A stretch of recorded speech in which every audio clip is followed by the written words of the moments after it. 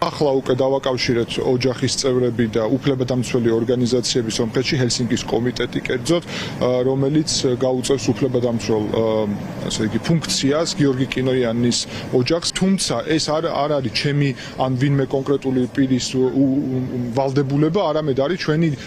საელჩოს ვალდებულება, რადგან საუბარია საქართველოს მოქალაქეზე, რომელიც დაკავებულია და არანაირი მიმართვა მათ არ სჭირდებათ იმისთვის, რომ საქართველოს მოქალაქის უფლებები დაიცვან, როცა საჯაროდ ცნობილი არის, რომ ის დაკავებულია შესაბამისად საგარეო საქმეთა სამინისტროს და ჩვენ საელჩოს სომხეთში უკვე უნდა ქონოდა ეს ფუნქცია, რომ დაეკავშირებინათ სომეხ უფლებადამცველებთან, ადვოკატის საკითხი მოეგვარებინათ იმისთვის, რომ მალევე მომხდარიყო გათავისუფლება. თუმცა ჩვენ ხედავთ, რომ ქართული ოცნების